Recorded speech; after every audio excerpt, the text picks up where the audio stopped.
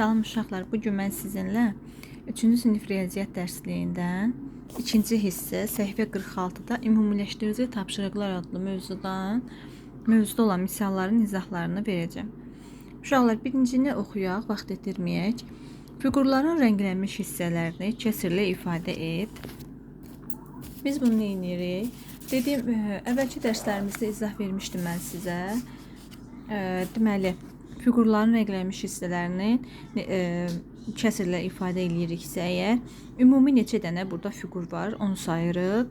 Ümumi fiqurları sayırıq. Birinci, deməli 3 dənə yuxarıda, 3 dənə aşağıda, 6 dənə. Deməli, ümumi 6 dənə varsa, məxrəcimiz 6-dır və neçəsi rənglənib, ikisi rənglənib. Ona görə də bunu kəsr ilə ifadə edəndə 6-da 2, A variantını 6-da 2 kimi yazırsınız.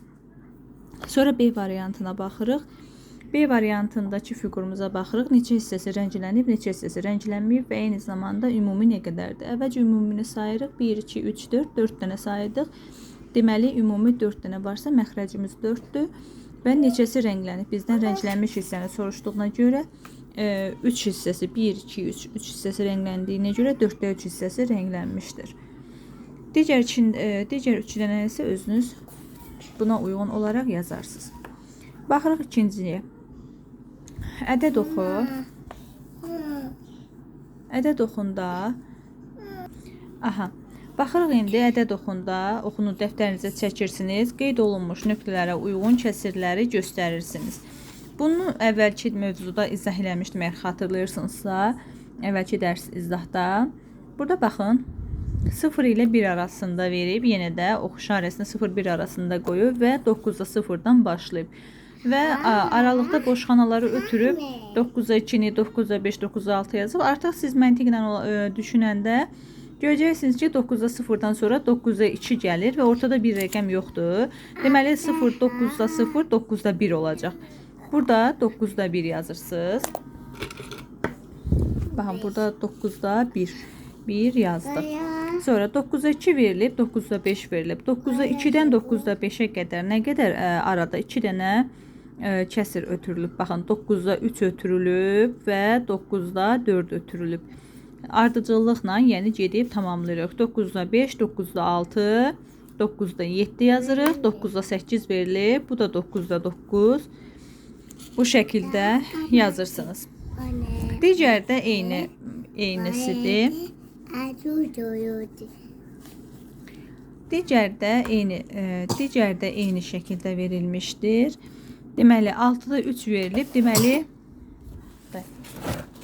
6-da 3 verilib uşaqlar. Deməli biz əvvəlki də, sonrakı da 6 olacaq. Yəni 6-ya aiddir misalımız. 6-da 3-dürsə gəlin geriyə doğru sayaq. 6-da 2, üzr istəyirəm 9 yazım. 6-da 2, 6'da 1 və 6'da 0. 6'da 0, 6'da 1, 6'da 2, 6'da 3. Sonrası nə olar sizcə? 6'da 4, 6'da 4, 6'da 5, 6'da 6 kimi yazacaqsınız. Sonra baxırıq digər misala. Digər misalımız nə göstərir? Deyir ki, hesablayın. 56-nın 7-də 3 hissəsi ilə 12-nin 4-də 2 hissəsinin cəmi. Əgər cəm deyirsə uşaqlar, burada toplama var. Mütləq şəkildə toplayırıq. Deməli, bunu toplamaq üçün biz nə edəcəyik? Təbii ki, yenə də deyirəm, əvvəlki mövzuda izah etmişdim. 56-nı məxrəcə bölüb sürətə vururuq. 12-ni məxrəcə bölüb sürətə vururuq. Aldığımız cavabları toplayırıq. Yəni, misalı belə yazırıq. 56 bölünsün 7 vurulsun 3 bərabərdir. 56-nı 7-yə böləndə 8. 8-i də vururuq 3-ə, eləyir 24. Bu 1. Digərini hesablayırıq. 12 bölünsün məxrəc neçədir? 4. Vurulsun sürət. Sürət neçədir? 2. Bu da bərabərdir. 12-ni 4-ə bölürük 3. 3-ü də vururuq 2-yə, eləyir 6. Bizdən soruşur ki, bu hissələrin cəmini toplayın. Misal olaraq da qursaq. 24 üstə gəlinsin 6 bərabərdir 30. Bu da bizim misalımızdır.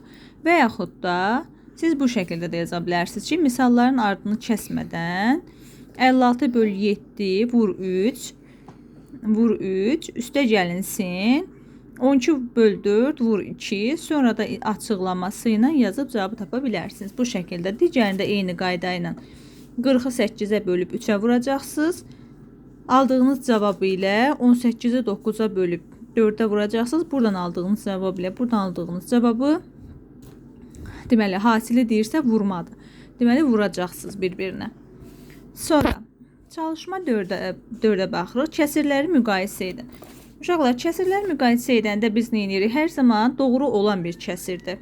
Əgər məxrəc sürətdən böyükdürsə, hər zaman sürət kiçik olmalıdır məxrəcdən. Bu doğru olan bir kəsirlərdir. Doğru olan kəsirləri də yoxladığımız zaman, baxın, məxrəclər bir-birinə bərabərdir. Biz sürətləri müqayisə eləyiriksə, 2 birdən böyükdür, yoxsa kiçik? Təbii ki də böyükdür 2. Ona görə işarəmiz bu tərəfə. 4-də 2-yə tərəf açılacaq. Böyük işarəsi qoyulur. 14-də 3 böyükdür, 14-də 11. Məxrəclər görürsünüz bərabərdir. Sürətlərə baxırıq. 3 ilə 11. Deməli 11 3-dən böyük olduğuna görə biz 11-i yazırıq. Böyük işarəsi kimi bu hissəni götürürük. 8-də 3-dür və 8-də 2. Yenə məxrəclər bərabərdir. Məxrəclər bərabərdir. Sürətləri müqayisə eləyiriksə, təbii ki 8-də 3 8-də 2-dən böyükdür. Digərlərində eyni qaydada özünüz hesablayarsınız. Daha sonra baxırıq. Kəsir zolaqlarından istifadə etməklə verilmiş kəsirə bərabər olanları müəyyən edin. Bizim şərtimiz budur. 3-də 1-i verib. Deyir ki, kəsir zolağından. Kəsir zolağı hardadır uşaqlar? Əvvəlcə ona baxırıq. Vərəqə çeviririk. Baxın, kəsir zolağı buradadır. Buradan misalı tapırıq. Deməli, bizdən nəyi soruşur? 3-də 1-i soruşur. Baxırıq 3-də 1 hardadır? Baxın, buradadır 3-də 1. 3-də 1 ilə gəlirik aşağı. Deməli, 3-də 1 gəlir aşağı. Düşür buradan. Bu kəsir məxrəclər, kəsirin sualı unutdum. Kəsirlərin, deməli, kəsir zolağından istifadə edirik. Bizə 6-da 2 ilə 6-da 1-i verdiyinə görə, 6-da 2 və 6-da 1-i verdiyinə görə, soruşduğunu verdiyinə görə biz 3-də 1-in altında olan digər rəqəmlərə baxmırıq. 6-ya doğru gəlirik. 6-ya doğru da gələndə biz də burada 6-da 2 tapırıq, 6-da 2-ni. Nəyə görə? Çünki 6-da 1, 6-da 2. Baxın, bu şəkildə tapdıq. Sonra digərlərində bu şəkildə kəsir zolağından istifadə edirsiniz. Aşağı düşürsünüz, sayırsınız 1-1, 8-də 4, 8-də 6. Hansı oyundur? Təbii ki, 8-də 6-nı götürəcəksiniz. 4-də 2-də, deməli siz 4-də 2 verilmişdir. Burada, deməli, götürəcəksiniz 4-də 1-i, 10-da 5-i. Götürürsünüz, bu qayda ilə gedirsiniz.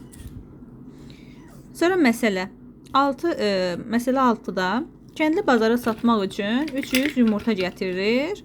Bu yumurtaların 6-da 5 hissəsini satır. Neçə dənə yumurta qalır? Uşaqlar, bu tip məsələləri necə yazırdıq? Əvvəlcə şərtini yazırsınız. Əvvəlcə şərtini yaza bilərsiniz ki, mən yazmayacağım indi ki, zamanınız çox getməsin. Şifahi olaraq şərtini qururam sizin üçün. Deyə bilərsiniz ki, gətirib 300 dənə yumurta, satıb 6-da 5 hissəsini, qalıb sual işarəsi. Misalını necə quracağıq? Baxın, 300-dən gətirib 6-da 5 hissəsini satıb neçə dənə yumurta qalıb? Biz nə edirik? 300-ü bölürük 6-ya, vururuq 5-ə. Məxrəcə bölürük, sürətə vururuq. Bərabərdir. Bunu da buna böləndə eləyəcək. Deməli, 50. 50-ni də vururuq buradakı 5-ə. 300-ü 6-ya böləndə 50 qalır. 5, 5, 25. 0-da qoyuruq. 25 yanına olur 250. Deməli 250 dənə əlimizdə 250 dənəsini satıbdır. Satıb neçə dənə yumurta qalıb? Bunu bilmək üçün ümumi yumurtadan çıxırıq. 250-ni 250-dən də 300-dən də 250 çıxanda qalır 50. Deməli cavabımız 50 deyəcəksiniz. Cavab 50 dənə yumurta qaldı. Sonra məsələ 7-yə baxırıq. Məsələ 7-də deyir, bankada 54 kürəcik var idi. Samir bu kürəciklərin 9-a 5-ini, Lalə 9-a 2-sini götürdü. Bankada neçə kürəcik qaldı? Bunu tapmaq üçün biz nə edirik uşaqlar? Məsələn, yenə də şərtini izah edirəm sizin üçün. Yazacaqsınız. Var idi 54 kürəcik. Samir götürüb 9-a 5-ini, 9-a 5 hissəsini. Lalə götürüb 9-a 2 hissəsini. Qaldı sual işarəsi. Deməli, əvvəlcə Samiri tapırıq. Samirin neçə dənə kürəciyi var deyə 54. Yazırsınız Samir bərabərdir 54 böl 9 vur 5 bərabərdir. 54 9-a bölündə 6, 6-nı 5-ə vuranda 30. Sonra Laləni tapırıq. Laləni tapmaq üçün nə edirik uşaqlar? Yenə də 54-dən istifadə edirik. Ümumi 54-dən. 54-ü bölürük yenə də 9-a, məxrəcə, vururuq sürətə.